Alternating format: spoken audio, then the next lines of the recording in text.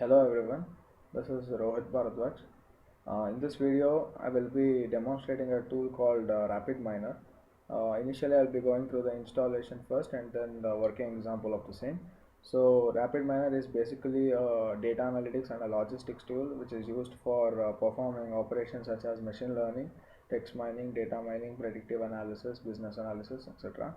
So, let's jump into the slides first, where I will be going through the introduction, the features, system requirements, and the applications, and then we'll jump on to the working example part of it. Hello everyone, this is Rohit Bharadwaj.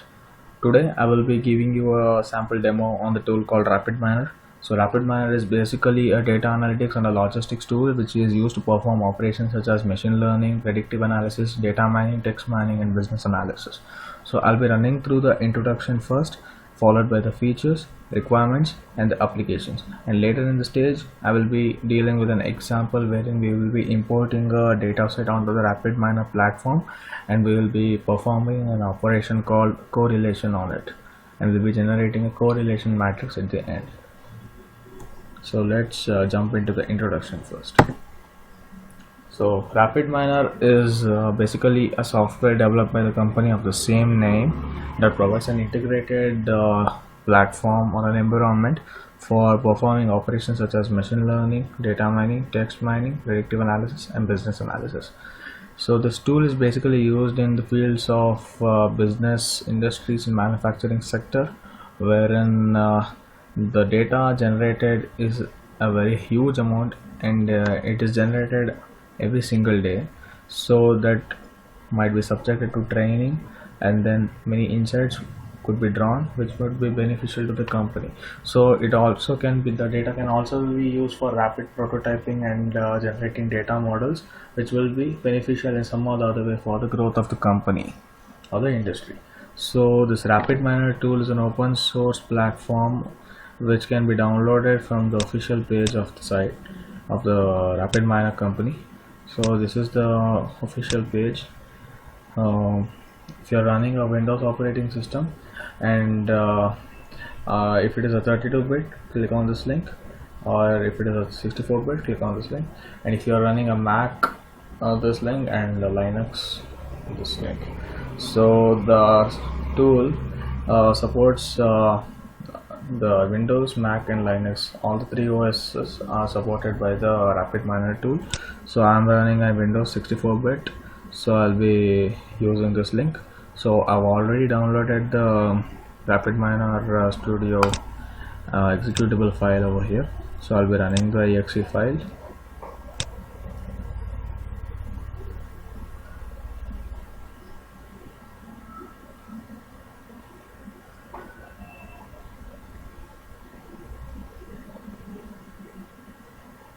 Yes.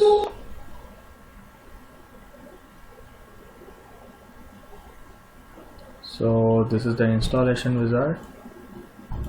It's a very simple process. Okay, I agree to the license agreement.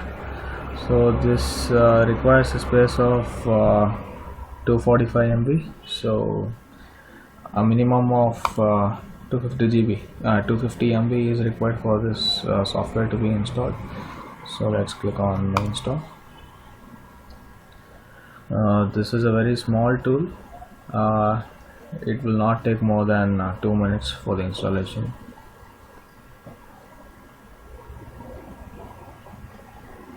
No such complications are involved in the installation, so it's a very basic installation approach.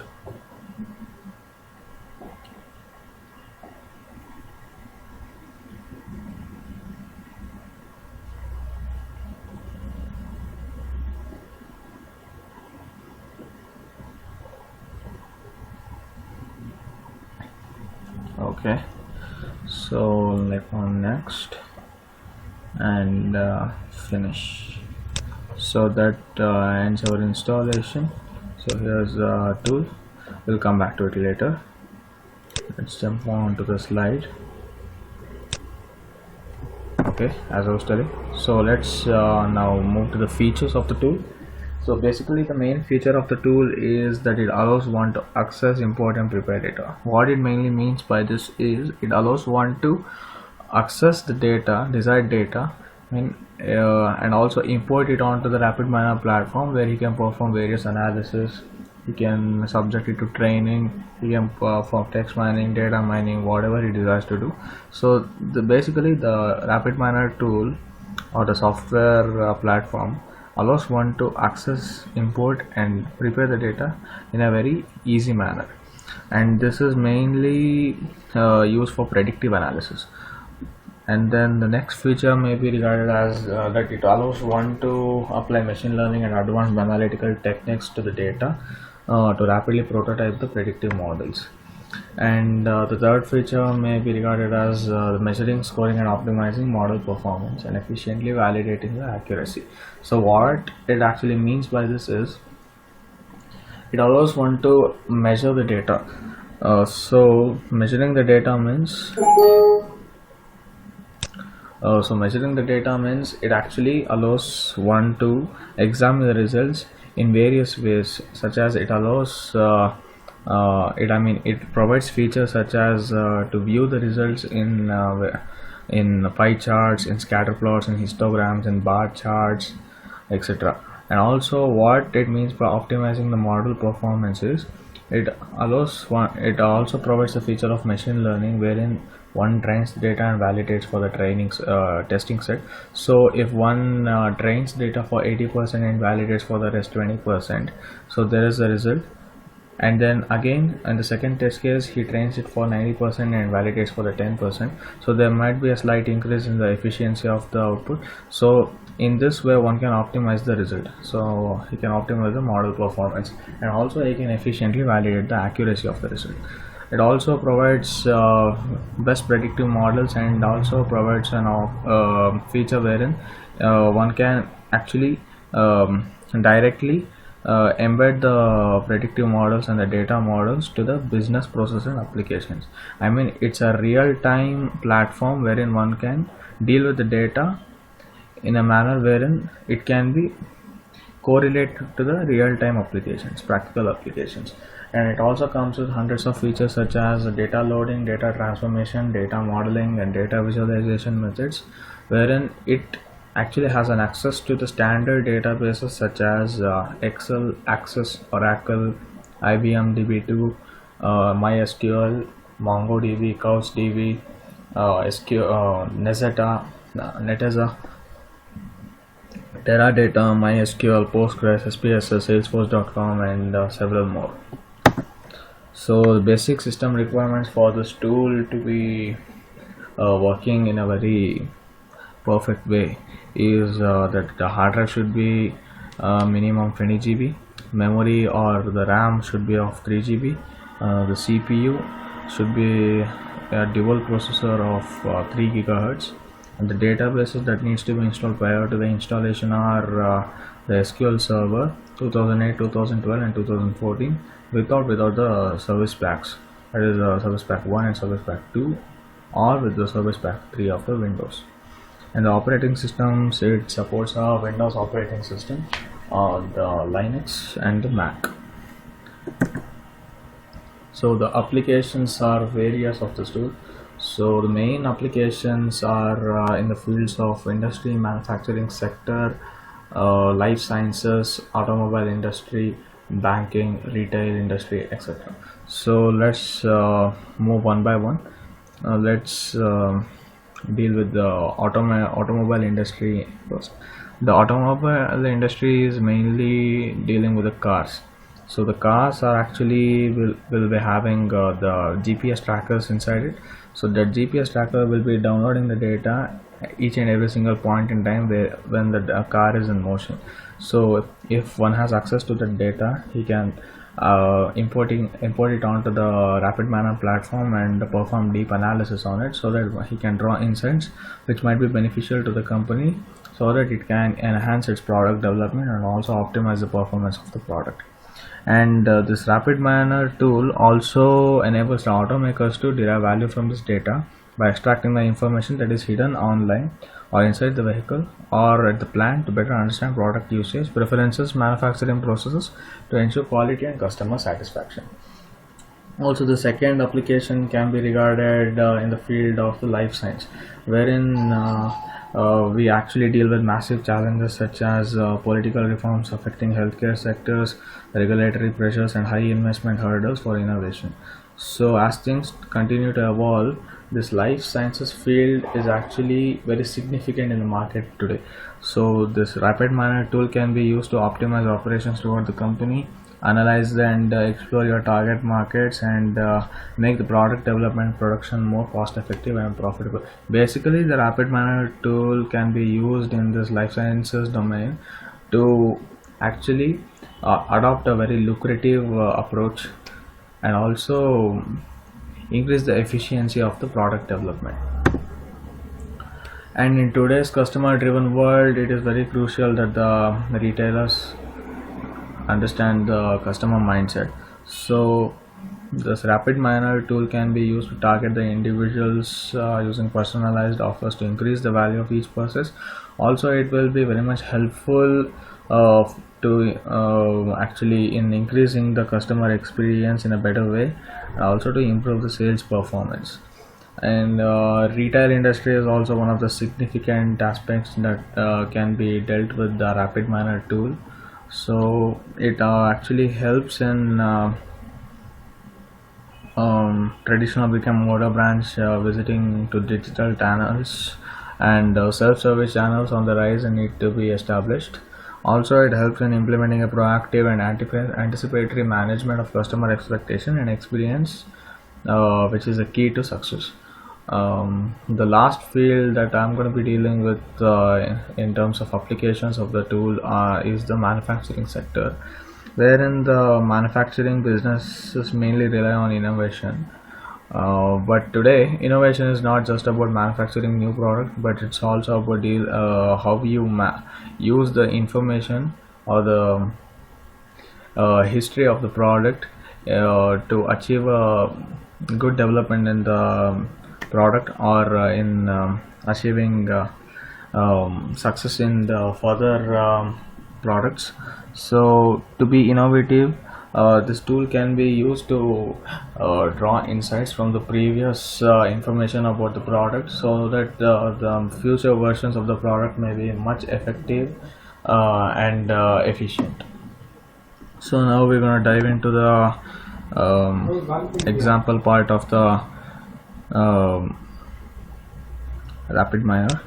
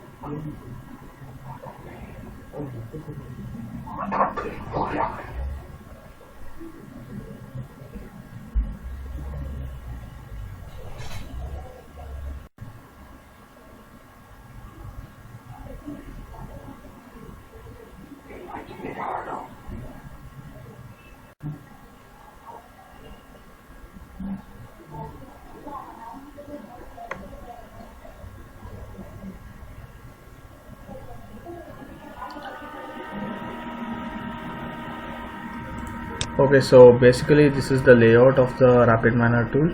On the left hand side we have the repository, and also the operators, which can be also called as the methods, which we'll be using on the data set that we're going to import onto the platform over here. So we have two perspectives over here. One is the design, which is the main part we'll be dealing with when it comes to the example, and this is the result part wherein the output will be shown, and this is the parameter part, and this is the help. This help can be used to know the description of the operator which we'll be using over here. We're going to come to it later. So now we can also shift this repository onto the right hand side. You can move around, or else restore default view will bring back it to the normal view. So now I'll be showing you how to create a new repository. So click on this button. There's an option called create repository. So new local repository, click on next, and now we're gonna give a name to it. Let's call it repository 1. Let's browse into a location where we want it to be set up. So I'll be choosing this new folder, open, and then let's finish it. So now here's the new repository that's been created, has come up. So now we're gonna add the data, we're gonna import the data. So for that there's an option called add data over here. Let's click on that. So the data is on my local computer, so let's click on my computer. Let's go to the path where the data is.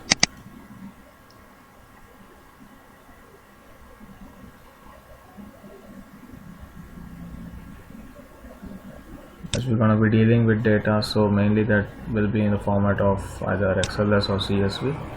So the data I'm going to import to the platform is of the patents.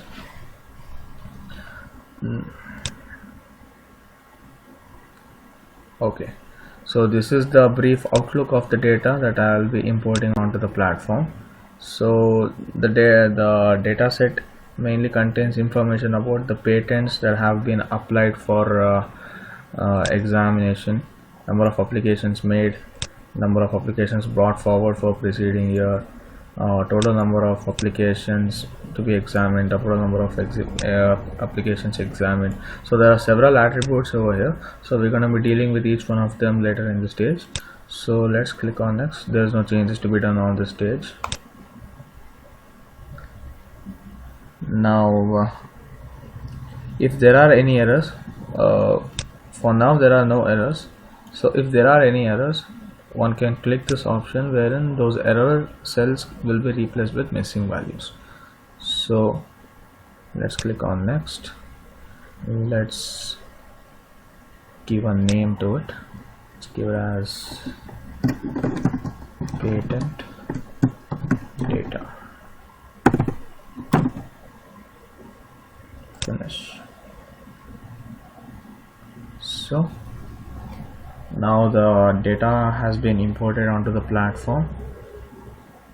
So there are many options over here. So statistics will give you a basic statistical information of each attribute of the data set. So for example, we have this year, so implicitly the type has been taken as polynomial for the year. There are no missing values, so that's been returned as 0, and the least value of the year is regarded as 2006 to 2007, and the most which regards to the frequent appearing value, that is 1976 to 77, and the number in the bracket refers to the degree of the value. That means how many times has it been repeated. And there are for all the attributes, the statistics has been predicted over here. So for example, let's consider number of applications examined.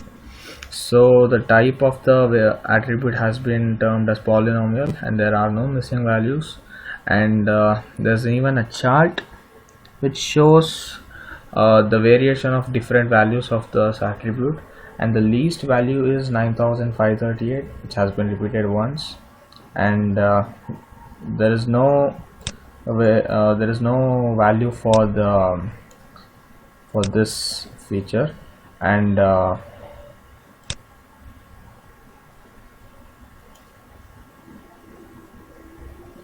the values are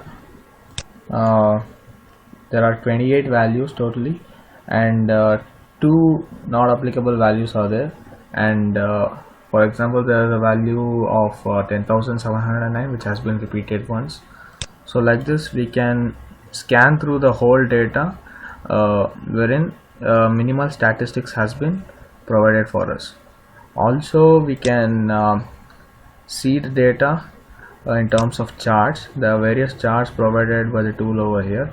So let's consider there is a scatter chart, there is histogram chart, there are bar charts, Pareto charts, pie charts, etc. So we're going to be considering the scatter chart. So we can even define what the x-axis should be and the y-axis. So I'll be considering number of applications examined as my x-axis and number of applications to be examined as my y-axis. So now you can see the variation in the data. So x-axis has number of applications examined and y-axis has number of applications to be examined. So as my number of applications, as I move through my x-axis, the values on the y-axis are increasing. So you can see a trend of how the data is changing over here. Also you can see the histogram chart wherein you can see the variation in the data. So y-axis has the frequency and x-axis has the value, and you can also see the pie chart.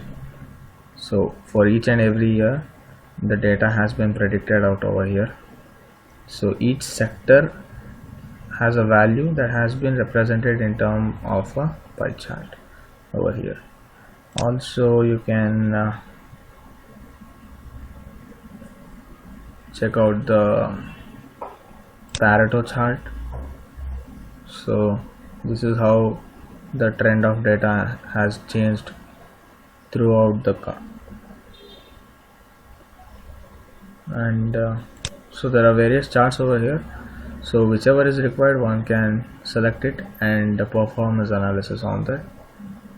And now there's an option for advanced charts also over here. So one can check depivoted, can put whatever values he wants, then you can click OK.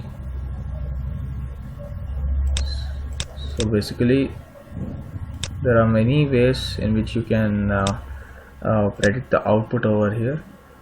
And now let's get back to the design perspective, wherein most of the operations are done. So now, as I mentioned earlier, we're going to be performing operation called correlation. So we'll be generating a correlation matrix at the end of the output. So as I mentioned earlier, there are many operators over here. So if one wants to perform clustering, he can search for clustering directly over here. Clustering. So there are various methods of clustering that has been provided by the tool over here, such as k-means, dbscan, support vector clustering. So there are many ways in which we can perform the clustering operation. So as we're going to be dealing with correlation, let's search for correlation. Okay, correlation matrix. So there are two ways that you can get this correlation matrix operator over here. This is the platform. So one way is to drag and drop, and the other way is you can double click. So let's drag and drop over here. So the correlation matrix operator expects an input, and there are three possible outputs. So we're going to be dealing with the output over here, which is the matrix. So now the input is our data set. So we're going to be dragging and dropping the data over here. Okay, so now one can relate the data and the correlation matrix by a line segment between the input and the output. So as the data doesn't have any input, because that's implicitly an input, so we're going to be connecting the output of the data to the input of the correlation matrix. So we'll just click on this, just draw a line, connect to the input. Okay, now as we want the correlation matrix as our output, we're going to be connecting the output to the result. So now as you can see, this is our patent data, this is our data set whose output is connected to the input of the correlation matrix, wherein the operator performs the desired task, that is the correlation, and there are three possible outputs. As we are wishing to see the matrix, so we're going to be connecting the matrix output to the result output. So after all this is done, there is a play button which will run the process. So we're going to be clicking the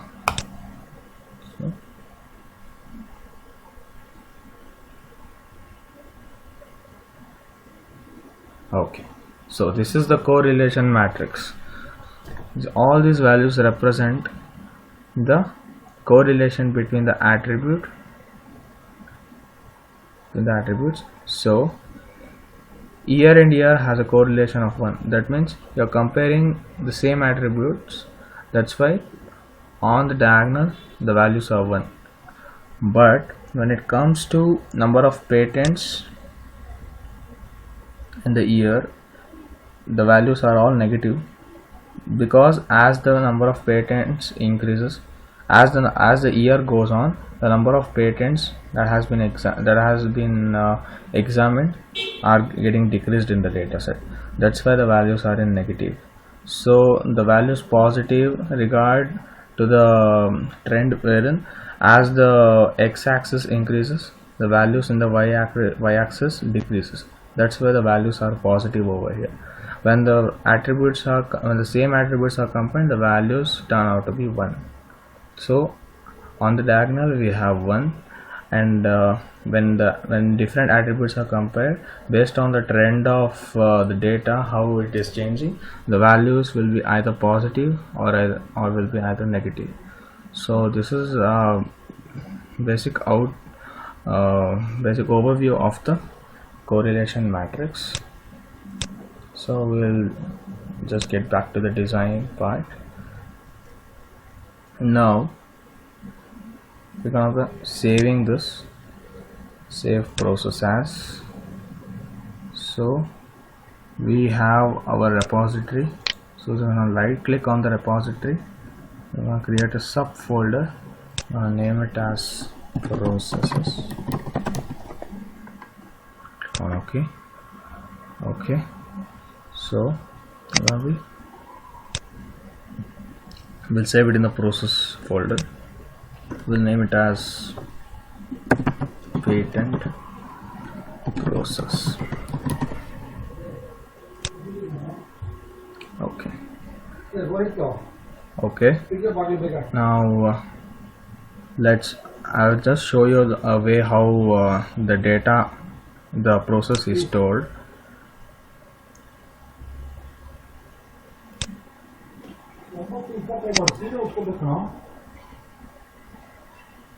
Okay, this is how the data is stored, processes.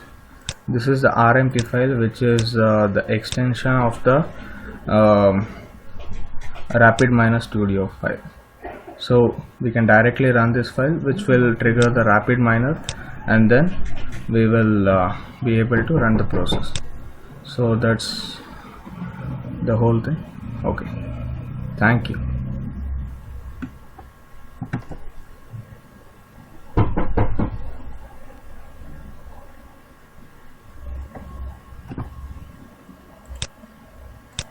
ये कौन